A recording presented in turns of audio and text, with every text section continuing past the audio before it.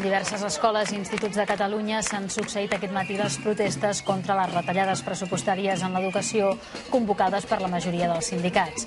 A Sant Boi de Llobregat, un centenar de docents han sortit al carrer i han tallat durant una estona la C-245. Més tard s'han afegit també alguns alumnes. Aquest matí també hi ha hagut diverses protestes contra les retallades per part dels treballadors de la sanitat i també de diferents àmbits del sector públic.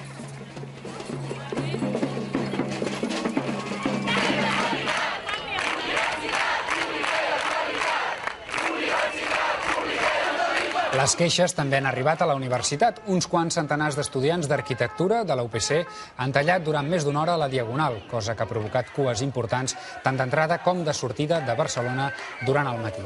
Els futurs arquitectes s'han manifestat fins al rectorat, que han empaperat en plànols. Els anuncis de retallades en el pressupost de la universitat són el detonant de les seves protestes. Donen per fet mesures que per ara no s'han aprovat ni aplicat, com l'acomiadament de professors associats o l'augment del preu de les matrícules. Els estudiants han forçat una assemblea amb la presència del rector aquesta tarda.